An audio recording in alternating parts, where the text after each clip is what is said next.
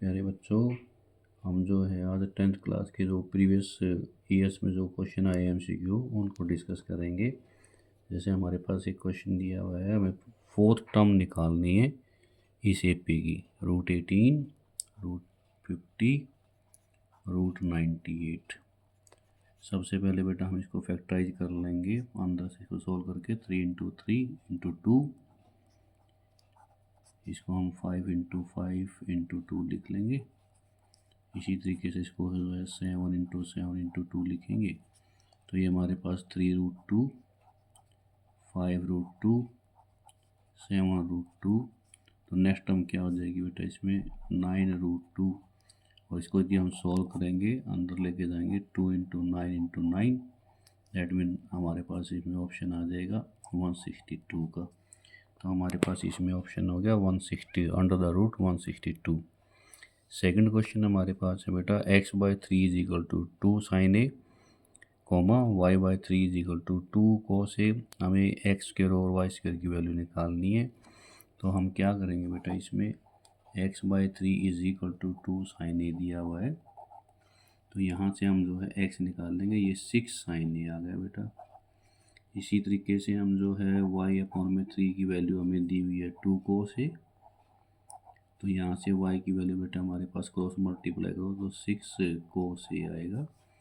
अब हम x² और y² निकालते हैं, इसका एडिशन।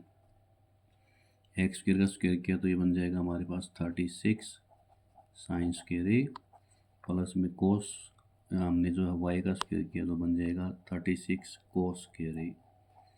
यहाँ से 36 कॉमन आ गया बेटा, अंदर बचा इसके अंदर sin a प्लस में cos a, और इसकी वैल्यू होती है बेटा हमारे पास 1। कुल मिला के हमारे पास टोटल आंसर आ गया 36।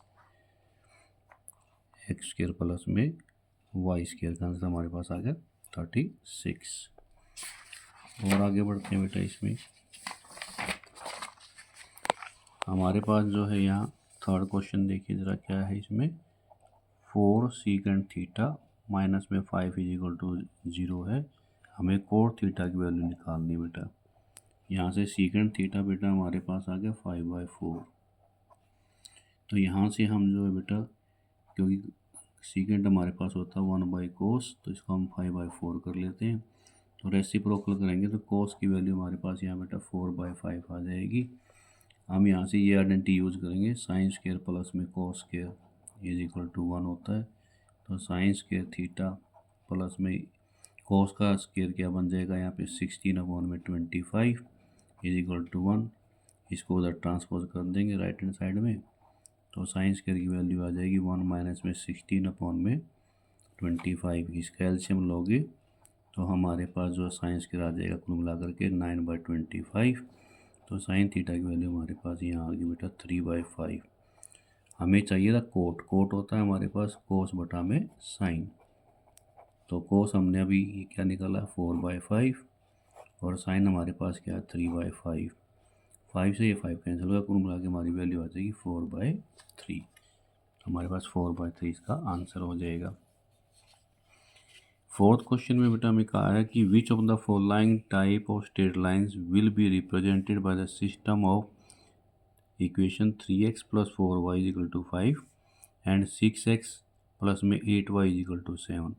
यहाँ से बेटा हम a1/a2 निकालेंगे। हमारे पास a1/a2 इसमें आ गया 3/6, दैट मीन 1/2। फिर हम निकालेंगे b1/b2, ये हमारे पास आ गया 4/8 = 1/2। हम निकालेंगे c1/c2, ये हमारे पास आ गया 5/7। हमारे पास यहाँ जो कंडीशन आई a1/a2 = b1/b2 not equal to c1/c2, तो ये जो कंडीशन होती है बेटा, ये हमारी कंडीशन होती है पैरेलल लाइंस की। The lines will be parallel. Fifth question देखें बेटा। फिफ्थ क्वेश्चन में इन्होंने बोला है the ratio of the sum and product of the roots of the quadratic equation 5x² minus में 6x प्लस में 21 = 0। रेशियो निकालना है सम ऑफ द रूट्स का और प्रोडक्ट ऑफ द रूट्स का। हमारे पास जो इक्वेशन है वो ये है 5x² माइनस में 6x प्लस में 21 = 0। यदि हम इसके अल्फ़ा प्लस बीटा रूट्स मान लिए जाएँ अल्फ़ा और बीटा को, तो सम ऑफ रूट्स होता है माइनस बी बाई ए, कुल मिला करके माइनस और माइनस 6/5, 6/5 हो गया। और हमारे पास प्रोडक्ट ऑफ रूट्स होता है अल्फ़ा बीटा, जिसको हम सी बाई ए कहते हैं। ये हो गया 21/5। अब हमें निकालना है ratio of sum of the roots upon में, मतलब जो है प्रोडक्ट ऑफ द रूट्स, तो हमारे पास वैल्यू होगी 6/5 अपॉन में 21/5। 5 ये बेटा कैंसिल हो गया, 6 अपॉन में 21 का मतलब है 2/7। तो ये हमारे पास आ जाएगा आंसर 2/7। सिक्स्थ क्वेश्चन में कहता है ये डाटा हमें दिया हुआ है बेटा, इसमें 2, 9, x+6, 2x+3, 5, 10, 5, इन सभी डाटा का जो है मीन हमारे पास 7 है। तो हमें इसकी x की भी जो और नॉन क्वांटिटी है जिसकी वैल्यू निकालनी है। तो हमारे पास नंबर बेटा ये सारे हैं 2 ऑब्जर्वेशंस हैं ये सारी, 2, 9, x+6, 2x+3, 5, 10 एंड 5। तो हमारे पास मीन x बार दिया हुआ है, ये सभी बच्चों को पता है, ये क्या होता है सिग्मा xi अपॉन में number of observation, that mean n। हमारे पास ऑब्जर्वेशन है 1, 2, 3, 4, 5, 6, 7 और मीन हमें दिया हुआ 7। इन सभी का सम जैसे आप जानते हैं बेटा ऐसे करेंगे हम, इन सभी को प्लस कर देंगे, 2x प्लस में 3 प्लस में 5 प्लस में 10 प्लस में 5। अब हमारे पास जो टोटल नंबर ऑफ ऑब्जर्वेशन है ये 7 है, 1, 2, 3, 4, 5, 6, 7। इनको आप क्रॉस मल्टीप्लाई करेंगे 49, एडिशन कर लें बेटा 11, 17, आपके पास 20, 25, 35, 40 प्लस में हमारे पास ये हो गया 3x। कुल मिला के हमारे पास आ गया 9 = 3x, दैट मीन x की वैल्यू हमारे पास आ जाएगी यहाँ से 3। We will have x = 3। Seventh question क्या कहता है बेटा इसमें, 1 ticket is drawn at random from a bag containing tickets numbered from 1 to 40। हमारे पास एक बैग के अंदर टिकट्स हैं जिनके ऊपर 1 से लेकर 40 तक की नंबरिंग की हुई है। The probability that the selected ticket has a number which is multiple of 7। हमें वो टिकट सेलेक्ट करके निकलनी है इसके अंदर से जो 7 का मल्टीपल हो। हमारे पास 1 से लेकर बेटा 40 तक के नंबर हैं, तो इसका मतलब टोटल आउटकम हमारे पास होगी 40। टोटल आउटकम्स हमारे पास होगी 40। हमारी जो इवेंट है वो हमें एक ऐसा नंबर चाहिए जो कि 7 का मल्टीपल हो। तो इसके फेवरेबल आउटकम कौन कौन हो जाएंगे, फेवरेबल आउटकम्स हो जाएंगे हमारे पास, इसका यदि सैम्पल स्पेस देखोगे तो बेटा ये 7, 14, 21, 28 और 35, 5 हो जाएंगी बेटा। तो प्रोबेबिलिटी क्या होती है, number of favourable outcomes divide by total number of outcome. Favourable outcome आती 5 और टोटल हमारे पास आउटकम है 40। कुल मिला के हमारे पास जो आंसर है वो 1/8 आ गया हमारे पास कुल मिला करके। इसके बाद आगे बढ़ते हैं बेटा, इसमें हमारे पास अगला क्वेश्चन जो है, नेक्स्ट क्वेश्चन हमारे पास इसमें है perimeter of A sector of a circle of radius 21 with subtend angle of 60 degree at the centre. ये हमें जो है पेरीमीटर बताना बेटा। सेक्टर ये आप जानते हो, दिस इज द सेक्टर, हमें इसकी रेडियस 21 दी हुई है बेटा और जो हमें एंगल 60 का दिया हुआ है। जो सेक्टर का जो बेटा पेरीमीटर होता है वो होता है 2r प्लस में l is the length, this is the length, this is called l and the special formula for l is pi r theta upon 180। सभी वैल्यू सब्स्टिट्यूट करने बेटा, 22/7 इंटू में r की वैल्यू हमारे पास है 21, थीटा हमारे पास है 60 और नीचे हमारे पास है फार्मूले के हिसाब से 180। कैंसिल करिए 3 से 7 पे कट हो गया बेटा, ये 7 से ये 7 भी कट हो गया। तो एल की वैल्यू हमारे पास आ गई 22 सेंटीमीटर आ गई है, क्योंकि पेरीमीटर क्या है हमारे पास, पेरीमीटर हमारे पास हो गया 2r प्लस में l दैट मीन 2 इंटू में 21 प्लस में 22, 42 प्लस में 22, that mean 64 centimetre will be the perimeter of the sector.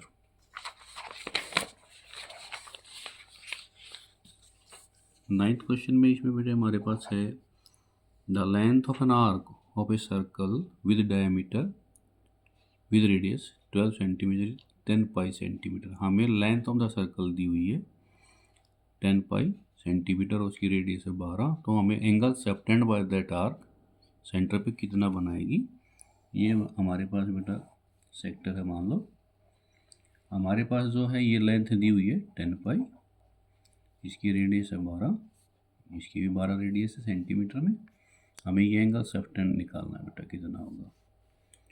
तो हमें एल का फार्मूला पता है, वो तो हमारे पास क्या पाई आर थीटा अपॉन में 180, ये हमें दी हुई है पहले से ही 10 पाई, पाई आर की वैल्यू हमारे पास है 12, थीटा अपॉन में 180, पाई से पाई कैंसिल कर दें बेटा, क्रॉस मल्टीप्लाई कर दें, 12 थीटा इज इक्वल टू आ गया ये 1800, theta will be 1800 divide by में 12, that mean 150 degree, theta the central angle will be 150 degree.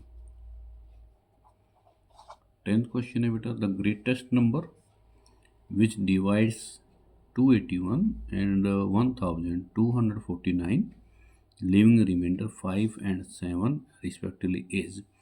इस तरह के क्वेश्चन में बेटा इंपॉर्टेंट क्वेश्चन है, इस तरह का जब क्वेश्चन आता है तो जो नंबर दिए हुए हैं 281 में से जो रिमाइंडर है वो घटाइए, ये आपके पास 276 आ गया, 1249 में से जो उनका रिमाइंडर दिया वो घटाइए, 1242 आ जाएगा बेटा। देन फाइंड द HCF, हमें फिर HCF निकालना है 276 का और 1242 का।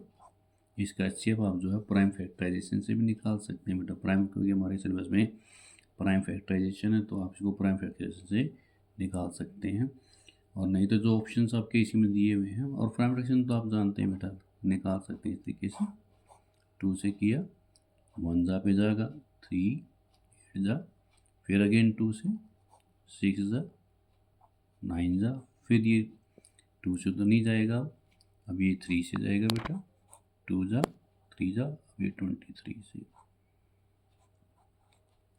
इसी तरीके से हम इसका निकाल लेंगे 1242 का, 2 से 6 2 1, फिर 3 से 2 0 7, फिर 3 से 6 जा 9 जा पे जाएगा बेटा ये, फिर 3 से ये हमारे पास 23, फिर ये 23 से, दोनों में यदि आप कॉमन देखेंगे बेटा, एक तो 2 कॉमन आ गया,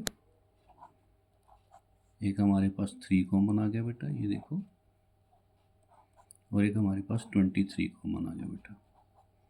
आप इसको मल्टीप्लाई करोगे तो 2 3 जा 6 और 23 6 जा आपके पास आ जाएंगे 138, that will be the HCF in case of this 138।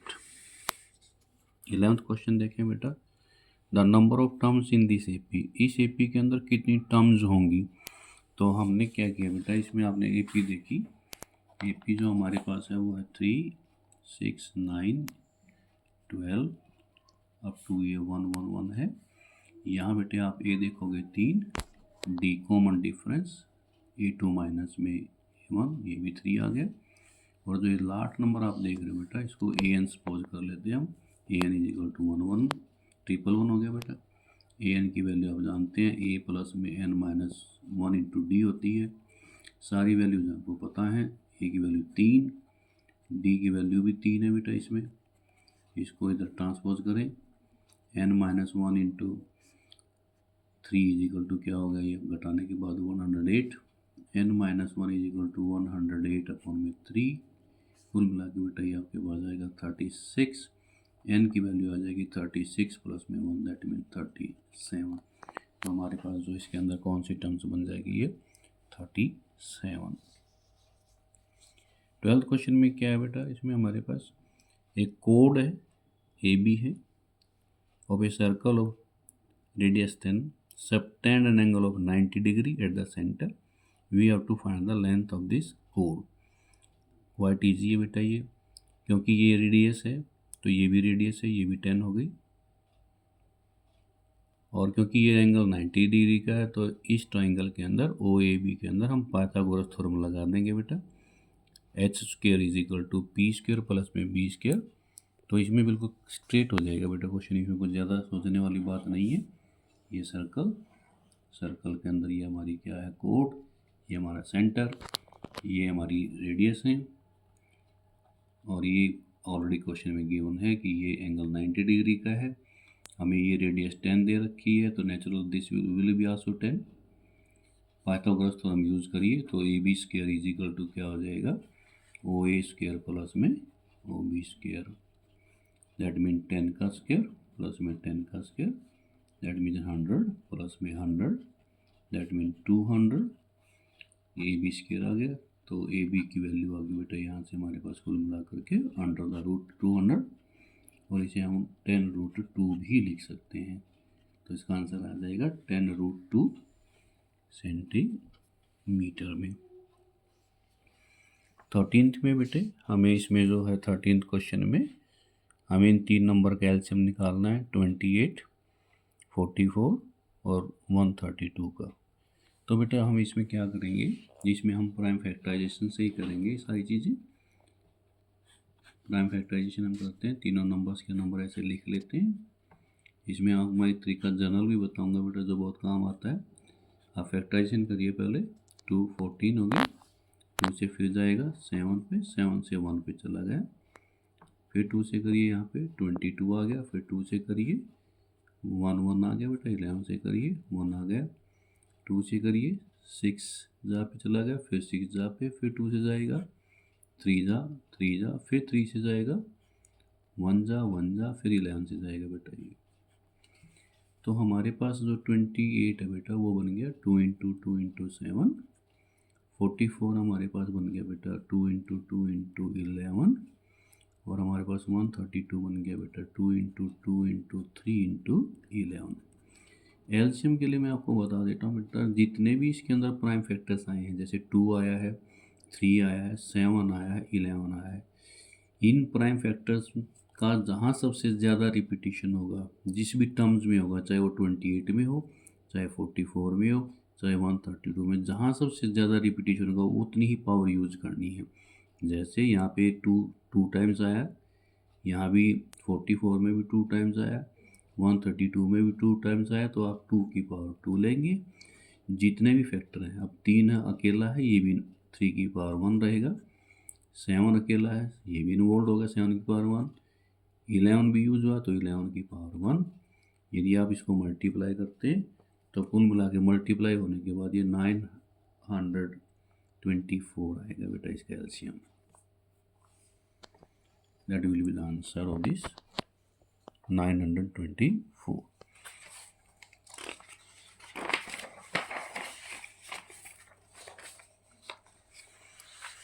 ये सिंपल क्वेश्चन है बेटा। If the H product of 2 coprime numbers is 553, their HCF will be 1। उनका एचसीएफ, क्योंकि हमें तो सीधा पता कि 2 को-प्राइम नंबर्स का एचसीएफ हमेशा क्या होता है 1 होता है, तो इसके बारे में ज़्यादा आपको पहले से ही आइडिया होता है बच्चे को कि को-प्राइम नंबर्स का एचसीएफ 1 होता है। क्वेश्चन नंबर जो 15 है बेटा, उसमें अल्फ़ा बीटा जो है, अल्फ़ा बीटा में जो है इस पोलिनोमियल के x square minus 30 x plus में 45 के जीरोज़ हैं, और हमें ये होगी ना alpha plus beta is equal to alpha beta. तो इसमें हमें कोई ज़्यादा दिक्कत नहीं आने वाली बेटा। ये जो हमारे पास पोलिनोमियल है वो दिया हुआ है के एक्स स्क्वायर माइनस में 30x प्लस में 45 के, हमें ये ऑलरेडी गिवन क्वेश्चन में alpha plus beta is equal to alpha beta, इसकी वैल्यू होती है बेटा b minus B by A, और ये होता है c बाई ए। कुल मिला के आप यहाँ वैल्यू पुट कर सकते हैं, माइनस ऑफ माइनस 30 अपॉन में के इज इक्वल टू 45 के अपॉन में के। इस के से तो बेटा ये के कैंसिल हो गया, माइनस से माइनस साइन प्लस हो जाएगा मल्टीप्लीकेशन में, 30/k इज इक्वल टू 45। तो यहाँ से आप जब क्रॉस मल्टीप्लाई करोगे तो k की वैल्यू बेटा यहाँ से आ जाएगी 30/45, दैट मीन 2/3। तो हमारे पास जो k का आंसर है वो क्या आ जाएगा, 2/3। 16 क्वेश्चन में देखो बेटा, ये हमारे पास एक सर्कल है, सेंटर दिया हुआ है और इसमें आर जे और आर एल दो टेंजेंट्स हैं सर्कल के ऊपर, और ये एंगल हमारे पास आर जे एल ये 42 का दिया हुआ है। तो हमें ये एंगल बताना है बेटा, एंगल जे ओ एल, ये वाला एंगल बताना है, एंगल एट द सेंटर। हम ये सभी जानते हैं बेटा कि angle between the radius and the tangent is of 90 degree. ये हमारे पास एंगल पहले से ही हमारे पास 42 का है, तो इसका मतलब ये एंगल कितने का बच जाएगा हमारे पास, 48 का, क्योंकि रेडियस और टेंजेंट के बीच में 90 डिग्री एंगल होता है। ये angle already given to you is 42 degree, तो ये हमारे पास 48 का बच जाएगा, क्योंकि ये साइड और ये साइड इक्वल है because of the radii of the circle, तो इनके अपोजिट एंगल भी क्या होंगे, सेम। तो ये 48 का, तो बेटा ये भी 48 का होगा। अब इस ट्रायंगल के अंदर जे एल ओ में एंगल सम प्रॉपर्टी लगाइए, 48 + 48 plus this angle will be equal to 180। तो 48 + 48 96, 96 प्लस में this angle J O L is equal to 180। तो इसको 180 में से जब आप 96 घटाओगे तो हमारे पास एंगल बन जाएगा 84 डिग्री का। ये हमारा आंसर हो जाएगा इसमें। 17th क्वेश्चन देखो बेटा, बिल्कुल ये थेल्स थ्योरम पे बेस क्वेश्चन है बेटा, it is based on Thales theorem. इसमें हमारे पास ये ट्रायंगल है ए बी सी, ये हमारे पास डी जो है बी सी के पैरेलल है। हमें कुछ चीज़ें इसमें पहले वैल्यूज गिवन है, ए डी की वैल्यू 2.4 सेंटीमीटर, डी बी की वैल्यू है 4 सेंटीमीटर, हमारे पास ए ई हमारे पास है 2 सेंटीमीटर, और ये हमारे पास हमें निकालनी है A C, we have to find the A सी।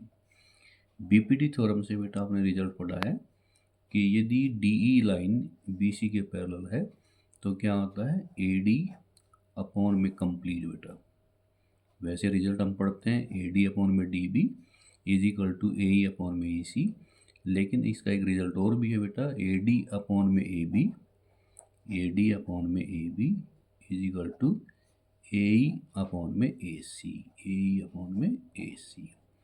अब सारी वैल्यूज़ आपको पता है, ए डी हमारे पास है बेटा 2.4 और ए बी हमारे पास, ये दोनों पूरा कंप्लीट जुड़ने के बाद हो जाएगी 6.4, ए ई की वैल्यू हमारे पास है 2, ए सी हमें बेटा निकालना है, क्रॉस मल्टीप्लाई करेंगे बेटा, ए सी इक्वल टू यहाँ से आ जाएगा 12.8 डिवाइड बाई 2.4, इनके डेसिमल अपने आप ऑटोमेटिक कट जाएंगे क्योंकि एक एक प्लेस है बेटा डेसिमल के बाद, और हम इसे कैंसिल कर देंगे बेटा 8 की टेबल से, 8 3 जा 24 एंड 16 8 जा